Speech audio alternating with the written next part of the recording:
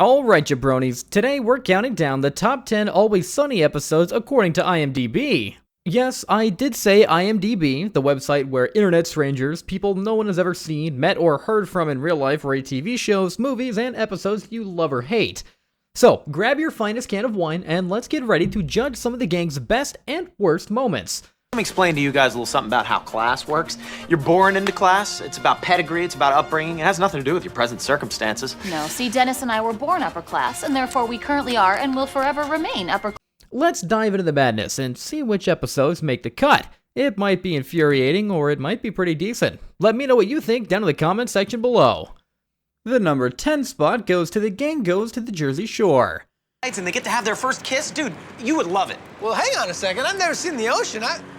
I could get into that if you guys want to go down. Now, if you've ever thought that the gang's antics were confined to Philadelphia, this episode shows that their chaos knows no boundaries, not even the state line.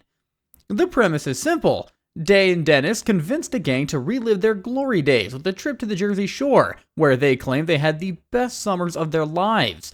But as we all know, nothing ever goes according to plan when the gang is involved. What starts as a nostalgic trip quickly turns into a nightmare for everyone involved. Well, except for Charlie, who actually managed to live out his fantasy with the waitress this episode. As for the rest, Frank and Mac's quest for a Guido experience leads them to a ridiculous series of events involving Frank's original invention called the rum ham, a ham filled with rum, and a misadventure stuck on a raft in the middle of the ocean, only to get picked up by a boat full of Guidos.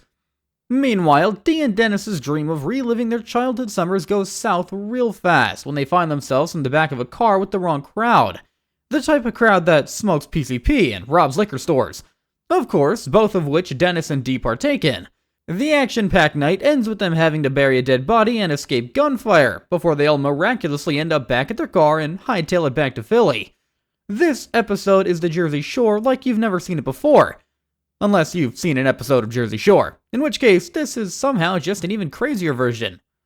Sliding into the number 9 spot is The Gang Tries Desperately to Win an Award from Season 9. Toilets with his bare hands. So my hands get a little dirty from time to time. I appreciate the concern, but I'm fine. It's not for you! It's for us! If you've ever wondered what would happen if the gang tried to conform to societal expectations, or at least pretend to, this episode is the perfect example of how that would go. Spoiler, it doesn't go well. In this episode, the gang becomes obsessed with winning a Best Bar award after realizing that Patty's Pub has never ever been nominated. Naturally, their solution is to completely overhaul the bar and their behavior to fit what they think people want. The result? An awkward, forced, and hilariously misguided attempt to be something they're not. What makes this episode stand out is its self-awareness. It's essentially a meta-commentary on why It's Always Sunny has never won any major awards, despite its loyal fanbase and critical acclaim. The gang's increasingly desperate attempts to be likable, ranging from putting on happy faces to hiring a group of singing waitresses, highlight just how out of touch they are with the rest of the world. And, of course, the episode culminates in a spectacular showdown, proving once and for all that the gang is better off just being themselves. Coming in at number 8 is Shardee McDennis, the Game of Games from Season 7. Back in the house, back in the house, back in the house. Oh, son! Hey, you got some news? You got some news for me? Give us the news! If you've ever wondered what happens when the gang is left to their own devices with nothing but time, alcohol, and deeply rooted grudges, this episode has the answer. They create the most twisted, sadistic board game imaginable. The premise is simple, at least to the gang. They've invented their own game, Shardee McDennis, a chaotic mashup of drinking, trivia, physical challenges, and psychological warfare. The rules? Constantly changing. The point? To humiliate and destroy your opponents. And your own dignity while you're at it.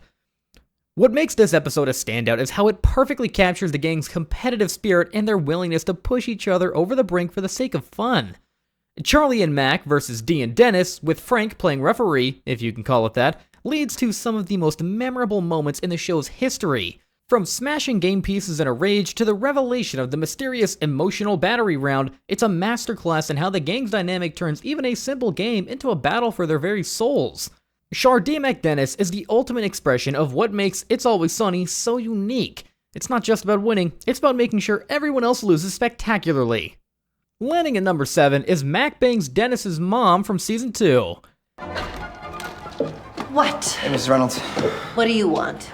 Frank sent me over to pick up his toupee. This one is a classic example of the gang's petty, vindictive nature, and it all starts with a lie that spirals wildly out of control. The story kicks off with Mac trying to one-up Dennis after a disagreement by claiming he slept with Dennis's mom. Naturally, this sets off a chain reaction of revenge plots, jealousy, and betrayal. Dennis, enraged by the thought, devises a plan to get back at Mac by seducing Mac's mom. What follows is a series of increasingly desperate and hilarious attempts by the gang to outdo each other in the worst possible ways. Mac's initial lie snowballs into a full-blown feud, with everyone getting caught in the crossfire. Dee tries to seduce Charlie as part of her own revenge plot, while Frank just sits back and enjoys the chaos. The number 6 spot goes to the Season 5 classic, The Dennis System. It's Kaylee. I was just calling to let you know that I hope you die.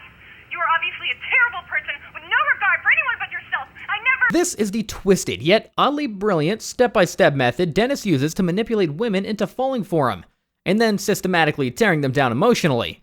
Let's break it down. Demonstrate value, engage physically, nurture dependence, neglect emotionally, inspire hope, and finally, separate entirely. It's manipulative, it's disturbing, and it's Dennis at his absolute worst. Or best, depending on how you look at it. What makes this episode so unforgettable is not just Dennis being a pure, unfiltered sociopath, but the gang's reaction to it. Mac's desperate attempt to create his own system, Dee's failed attempt to use the system to snag a guy, and Charlie's hopeless confusion. It's all comedy gold. And let's not forget Frank, who takes things to an even creepier level with his MAC approach.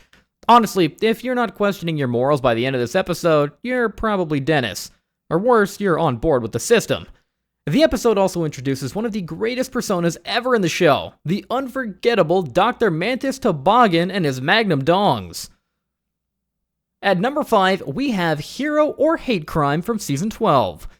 What's going on with you? Are you limping? No, I've just been working out on this new exercise bike I got. My glutes are like... It starts with what seems like a typical day. Frank yells a slur at Mac, causing Mac to dodge a falling piano that could have killed him. Frank immediately claims he saved Mac's life and deserves a reward, but Mac argues that the slur cancels out the heroics. The gang, in their infinite wisdom, decides to settle the matter the only way they know how, by holding a legal arbitration over whether Frank's actions make him a hero, or if the hate crime outweighs it.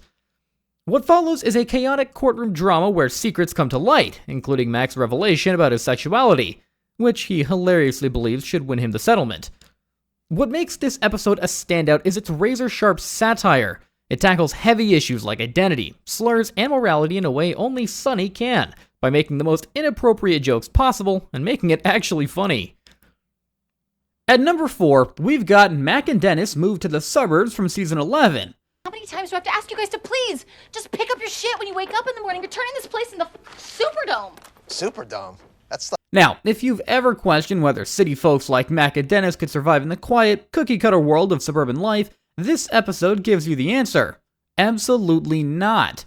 The premise for this one is simple. The gang bets that Mac and Dennis can't last an entire month living in the suburbs, and what starts as an easy challenge and a desire to get cheap rent quickly ends in a complete mental breakdown. The duo's sanity is pushed to the brink by the monotony of suburban life. On one hand, Dennis goes insane from the beeping of the house fire alarm and being stuck home alone while Dennis is at work. Dennis, on the other hand, ends up with full-blown insomnia from a noisy pool filter right outside his window. Dennis's lack of sleep and not having control of his surroundings causes him to lash out at everything from neighbors to rush hour traffic. The whole episode gets a bizarre ending where Dennis gets naked and ends up trying to fight the overly nice neighbor, while Mac ends up killing the family dog and puts chunks of it in his famous Mac's mac and cheese. You're eating the dog! And in true Always Sunny fashion, they somehow brush past his crazy fact in about 30 seconds and it's never mentioned again. By the episode's climax, it's clear that life in the suburbs has made them both completely crazy. Well, past the point of mental breakdown. Landing at number 3 is The Gang Goes to a Water Park from Season 12. We plan to ride every single ride in there today. Yeah, the brochure says 3 days. We're saying bullshit to that. We're gonna get done in one day. If you've ever thought that a day at the water park is a great idea, this episode will make you think again. The premise is simple enough. The gang decides to spend a fun-filled day at a local water park. But as always, their idea of fun quickly devolves into madness. Charlie and Frank immediately set out to cut every line possible by having Frank fake that he has AIDS. You know, just regular things you'd do if the lines are too long. Meanwhile, Mac and Dee become trapped in a water slide, leading to a hilarious sequence of events where their desperation escalates to ridiculous heights. Dennis ends up with the weirdest plot arc in the episode as he takes on a protege and becomes the teacher of a little girl. And the lesson plan? Well, it consists of lying, manipulating, and stealing. I mean, what else would Dennis teach to kids? What makes this episode stand out is how it perfectly captures the essence of the show, the gang's complete disregard for social norms and their ability to turn a simple outing into an epic disaster. It's chaotic, it's wrong, it's everything we love about It's Always Sunny in Philadelphia. Sliding into the number 2 spot is none other than the cult classic, The Love It. Finally, coming in at number 1, we've got Charlie Work from Season 10. Got a code red. I just got tipped off that the health inspector's coming today. The guy's gonna be here in like 15 minutes. They're pulling a fast one on us. Okay, I got the place looking. Now, if you ever doubted Charlie's ability to run the bar, or anything really, this episode proves he's more capable than anyone ever gave him credit for. It's a frantic, high-stakes adventure that's essentially It's Always Sunny meets Birdman, and well, it's a masterpiece. The plot revolves around an impending health inspection at Patty's pub, and Charlie's desperate attempt to keep the bar from being shut down. But this isn't just any ordinary day of cleaning rat traps and hiding expired food. It's an intricately choreographed series of events that highlights Charlie's surprising competence. The episode is shot in what feels like one continuous take, adding to the intensity and chaos as Charlie navigates a maze of problems, most of which are caused by the rest of the gang's absurd schemes. What sets Charlie Work apart is how it flips the narrative on Charlie. He's usually the butt of every joke, but here, he's the one holding everything together, and the gang is oblivious to the whirlwind of work he's doing behind the scenes. It's a rare moment where Charlie shines as the unsung hero of Patty's in the eyes of the viewer, even if he usually doesn't get credit from the gang. And there you have it. I don't think anyone feels this is the perfect list, so I hope you drop your favorite missing episodes or your revisions down in the comment section below. For me personally, having the water park episode all the way up at number 3 was the biggest shocker, and the Jersey Shore one probably isn't in my personal top 20. But otherwise, I think all the other 9 are classics that deserve to be at least in the conversation for a definitive top 10. If you're as big of a Sunny fan as I am, make sure to hit that subscribe button down below as I've got plenty more Always Sunny content lined up. Thanks for watching, and we'll see you in the next video.